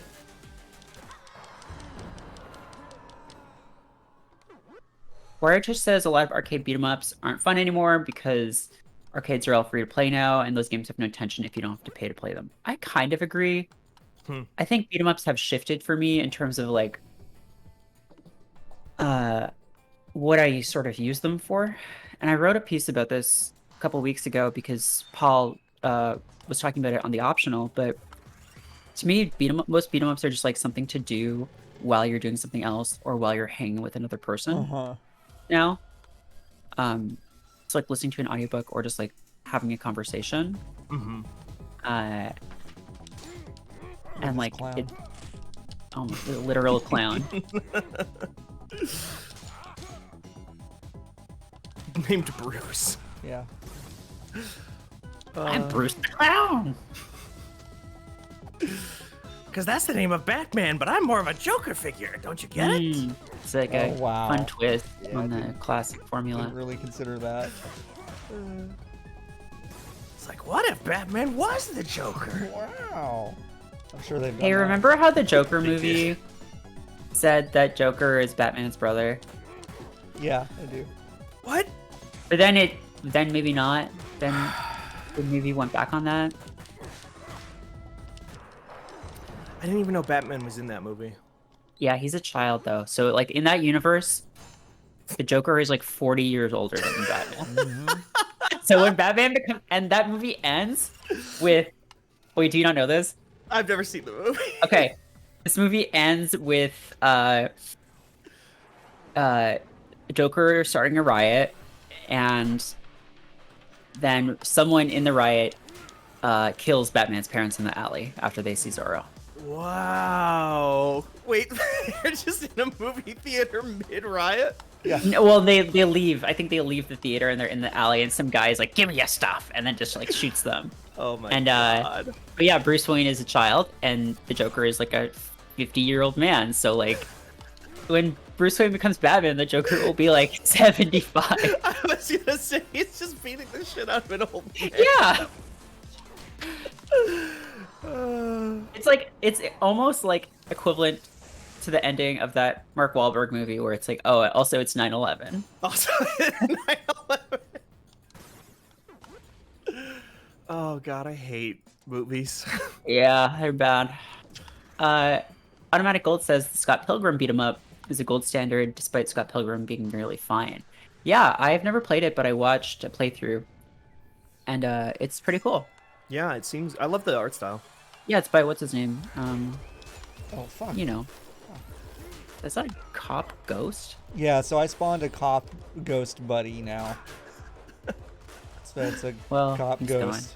I mean, you know, ghost cop is the best kind, right? Yeah, I mean, I don't know. Debatable. yeah. Gunshorn asks, how do we feel about fake scan lines? I don't need them. It's not the same thing. Scan lines were, like, they never look right. Fake scan lines never, like, actually look like real scan lines. Mm. No, they don't. And I don't know. It's just not. The scan lines are not the thing about CRT monitors that like define that art style for me. To me, it's like the fact that CRT monitors were running at such a resolution that the lines would bleed together in such a way that you read them differently. The scan lines Yeah. are just like superficial. Sure, yeah. John, Oh wait, what's up? thoughts on scan lines? Fake scan lines? I applied them to my Vagrant Story playthrough that I just started on an emulator, and I hated it so much I started it over without them. Wow. So Yeah, I don't know.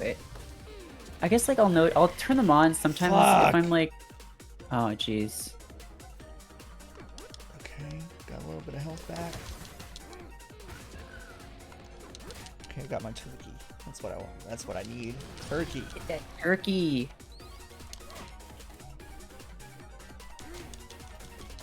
Don't hit me. I'm your dad. Oh.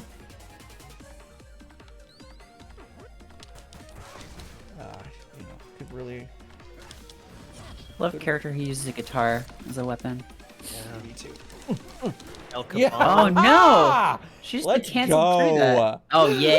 God, I was like, I'm like down to my last hurrah You here. killed the ghost of your daughter. Congratulations. Congratulations. Oh, well, I need defense, clearly. Jesus. Also, we are coming up on Yeah, 11:55. it's a good thing I'm almost dead, actually, because we're gonna do the Destiny stream. We Yeah, are. big stuff getting announced. Big stuff. Yeah. Steven, Big do you have stuff. that set up to restream? I do not have it set up to restream. And I don't know how to do that, but I could ask somebody. I have Streamlabs open. All you gotta do is open like a monitor or browser window with the stream. Just link stream in. the, yeah, and just do window capture. Yeah. Oh, you mean for Discord? No, I mean for when we're streaming to Twitch to show the The stuff. like the Bungie stream on our stream. It's just like when we Yeah. do any of the other streams. Yeah. Okay, yeah, no. When I was thinking you meant like the software restream. Oh no Oh, no no no no. no. That's where I was getting confused. No, yeah, I've Yeah. got that set up. Oh cool cool cool. I was like, wait, are we doing cameras? No, no, no. Yeah, and I was like, wait, what? Are we not? Yeah, no, we're good. Yeah, what if they release a Saint 15 in this one? I was trying to think of things that would get me really excited and sorry, go ahead. I was just gonna say, Saint 15 would actually be really sad. Yeah, that would, because his brain would be reset. What are some things that would get you excited though? Well, I was like, what would just like get me psyched out of my fucking mind? And I came up with something that would never in a million years happen. Because it would be a terrible, terrible business decision. But if they were like, oh, we're open sourcing the Destiny world, or like, Huh. and like, just like, yeah, just go nuts, just make Oh, well, I make died whatever you already. want. Oh. I took glass cannon because I was Oh, like, well, we jeez. got to wrap. So I Yeah. was like, all right, let's do it. And then I died very quickly. Time to punch out. Get the Time to glass punch cannon. out. Well, Adam's my best. Anyway, if you want to play survival mode on Streets of Rage 4, it's very, very good. You should definitely get this game. It is awesome. Good game anyway. Let me switch back to the other camera. Well, folks, I've been blurry this whole time. Thanks for joining us. Thanks for entertaining my I don't know if Steven or Merritt saw this, but I spent the first 30 minutes just talking about Fanbyte Inside Baseball. So that was kind of fun. Yeah, thanks for humoring me there. Thanks for going on the path to look at the Verve's royalty challenges with Bittersweet Symphony. I did that also. And thanks for hanging out for video games. Thanks to Merritt and Steven. We will be back in like a few minutes. So this is this was Tuesday morning the show. Thanks everybody. Bye. Bye. Bye.